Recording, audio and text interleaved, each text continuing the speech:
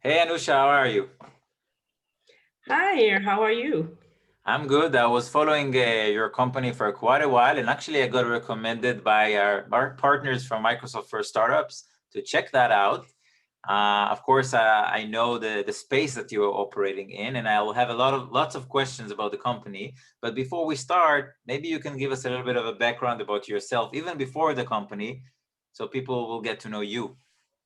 Oh, thank you, and thank you for reaching out. And Microsoft for Startups has been a fantastic partner for us since we launched, and so I'm grateful for the introduction. For myself, I grew up in Pakistan, so I'm originally from Pakistan, and I went to the United States to get my undergraduate degree. I spent some time in financial services in New York, and then I moved to Dubai in 2007. So Dubai has been and the UAE has been home for now 13 years. Uh, when I arrived in here, I was on my own. Today, I am married with two lovely kids, and we've been very grateful for all the opportunity that we've been given in the UAE. And it's over the years they've evolved in terms of the support on startups and small businesses, and we've been sort of been fortunate to be in that environment that has encouraged people such as myself to set up and try new ideas. So tell us a little bit about Spotii, like the idea, the vision behind it, even before the actual product. Sure. So Spotty was co-founded by myself and my brother. So we've it's kept it quite within the family. His background is also in financial services, but his passion is in data science. So he put a lot of emphasis on uh, being able to create a sort of this ecosystem, the system that effectively uh, allows growth in the entire e-com online ecosystem. So we've for us, it's really about building a community of users and delivering them an easy way, a very flexible way, a very consumer-friendly way to shop. Both in our genesis, we were online, but now we're online and offline. So as a business, even though we're quite young, we're constantly finding new ways to evolve. And a large part of that is driven by the sort of the very data and analytical approach that my co-founder brings to the business. Amazing, and the whole buy now, pay later concept. Why is it so relevant over there? And one of the things I would say is it's not just relevant today, but the relevance of the product has really accelerated given the times that we're in. Um, Spotty itself launched in April of 2020, so we literally launched at the Wow. height of um, COVID and the sort of the chaos that was bringing. And what we saw was in this world, one, there's a big shift away from cash. You are also seeing a big growth in sort of e-com in the online space as people shift their purchasing habits. And then finally, you have consumers who are demanding a more flexible way to pay, and they're doing this as just simply by the increased economic uncertainty that they're now faced in. So consumers are demanding the product. Merchants are needing to find ways to differentiate themselves, and so you bring what we do is basically facilitate that interaction and give the consumers something that they can use safely, securely, without any worry of excessive costs to themselves. And we give the merchants an opportunity to enhance their customer loyalty and provide a service to the consumers that the consumers really value. So I think that's why it's come in such a timely manner and in the way it has.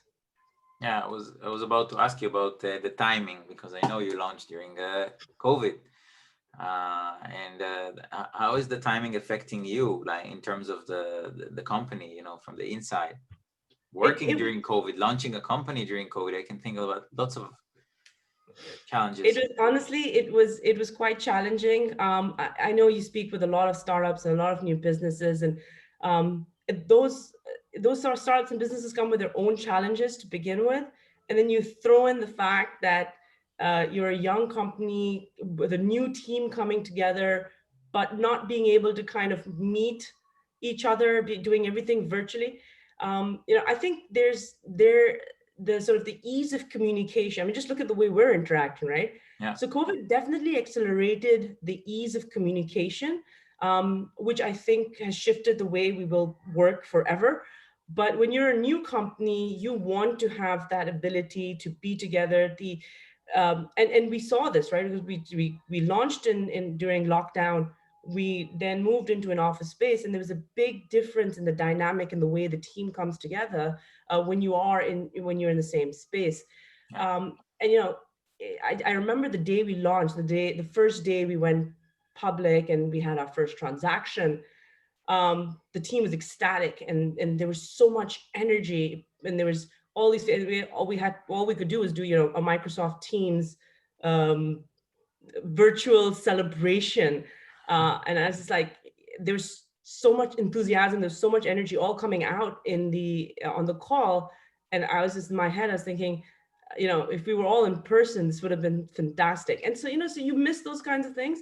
So it was challenging from that perspective, but we've been very lucky with the people who've come on board and who've really put their heart and soul in growing the business. So yes, it's been difficult, but I think from the same perspective, yeah, I can say it's very proud of where we've gotten to, and what we've achieved in a very short period of time. Amazing. By the way, wow, so many questions here. In investments, did you raise any money, or how did you start? Yeah. So initially, it was self-funded between myself and my brother. And we then got our seed round closed it in July. And that was another thing. We started talking to investors uh, around December, end of December 2019, beginning January, February of 2020. And then with the uncertainty, a lot of those conversations dried up. So we were very fortunate that one of our earlier introductions and leads, they continued to believe in the business. It took longer to close the round because things like even negotiations, which should have been simpler, just took long with delays that were unforeseen.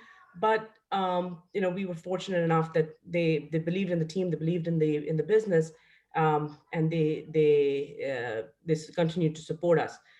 So we had that seed round in July, and we have we'll be hopefully by the end of the month or early next month be making another very exciting announcement that we're on that front as well. So yeah, from the investor's perspective, what did they see in you? And you speak about your company, but what did they see? What is the opportunity here, but the big market, the big game here in your space? So from an investor's perspective, and particularly with startup, and a lot of investors will tell you this, um, you the team is critical, because you can have great ideas, you can have great opportunity, but a lot of it relies on execution and how do you actually deliver and bring it to market. So in that sense, I think the combination of myself and my brother and the different things that we bring to the table was key to our investors. So part of bringing that investor business, to let them know that you have the skill sets or you have the ability to actually execute on the vision, right? With respect to the opportunity is immense. It's not when we first went to market and we looked at other buy now pay laters across the globe. There's this big focus on specific niche segments and specifically online. Since we've been live, we have expanded that segment base to include things that would not have been very obvious in sort of a traditional buy now, pay later setting. So we've had industry expansion in terms of to whom we're offering the service. And then we also went from online to offline very quickly because particularly these markets, and more so globally as well, the consumers everywhere, and so they require their retailers, their merchants to be everywhere. That means both online and offline. So the opportunity, I would say, is, it's not just a small sub segment of industries that are online. The opportunity is pretty much across the payment space, and again, not just within the UAE but across the region. So I think that's really, when you look at that and you look at the numbers around that, that's what really excites the investors. Because I know this space pretty well, and I know what's going on in other. We just had the FinTech Nation Summit, so we've seen stuff like that in this space in Australia. Of course, coming up, from the Nordics and Klarna and players like that, but also other companies in the space, even Curve, I think. Why is this space like so hot and exciting right now? And how would you like differentiate and build that brand, which already looks good from the outside? I haven't used, but from the outside. Those are like my two questions. Like, why is that space so hot right now? And how would you build a brand? Yeah, I mean, I think the space is hot because the younger generation of shoppers, your millennials and Gen Zers, they are uh, demanding a new way to pay. A lot of them grew up in the 2008 financial crisis, and they saw what unfriendly credit terms could do, whether it was, elder siblings or other family members or friends, right? I mean, I don't know if you recall, but I recall how difficult 2008 2009 was, and it was made all the more difficult if you had sort of excessive debts and things like that. So they've been very averse to credit. The stat out of the U.S. is something like 70% of millennials and Gen Zers do not own credit cards, right? So the shift in how people pay is happening. It's happening at a global level. You mentioned Europe, you mentioned Australia, you mentioned the US, and it's definitely happening in this part of the world. So as the consumer behavior is shifting, you need to find new ways to still service them. And I think that's where the buy now pay later comes in. The spending power that this younger generation has is immense. And so it can't, you can't ignore it. And then couple that with the fact that they're obviously a lot more tech savvy, couple that with the fact that they're entering a world where everything is instant, everything is fast, everything is simple, right? So you need to, by you, I mean anybody who wants to facilitate that spend needs to keep all of that in mind. You asked a question in terms of how do you differentiate yourself? And there's a number of ways to do that, but the key thing is customer centricity. The consumer today is extremely smart. The consumer today has an immense amount of resources. And so what you need to be able to do is give them a simple, easy to use tool that they then want to keep using over and over again. So I think keeping the customer and the consumer at the heart of the product and designing a journey around that, and continuing to evolve that as you see the consumer evolve, is very important to differentiate you as a business. So when is it available for the public? What stage are you in with the users? And So we've gone live in the UAE. We're looking to go live in the Kingdom of Saudi Arabia very soon. We have we've already started transacting.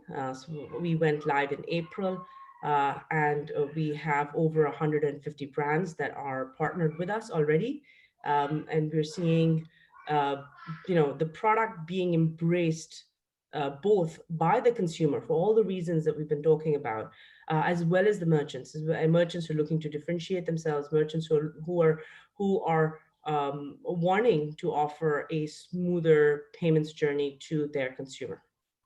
Amazing. By the way, because people are watching us, it's a live summit and people will want to reach to you. Of course, are you still open for investments, by the way, or where? No, not at the moment. Our current round is closed, and so we will hopefully be making an announcement on that towards the end of the month.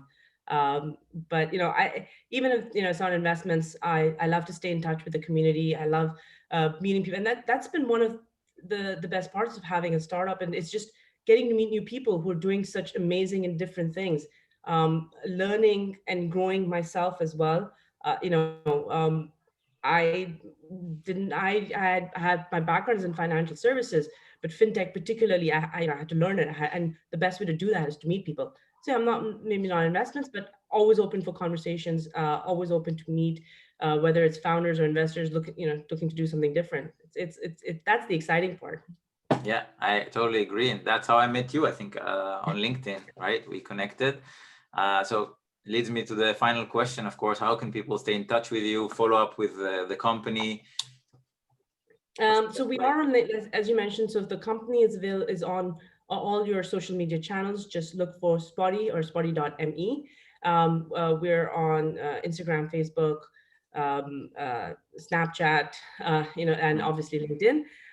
Myself personally, I'm on LinkedIn as well. You can just look me up and send me a message. I'm usually quite responsive. I want to say that I do get back to all of the messages that come to me. I'd love it if people would reach out. It'd be fantastic. And do follow us on LinkedIn. We do keep posting on what the product developments are. We do post quite actively on the new merchants that we're partnering with, as well as any news that's coming out of the company. So please do follow us. Of course. And then, and partnerships and stuff like that are key to our industry. I totally agree.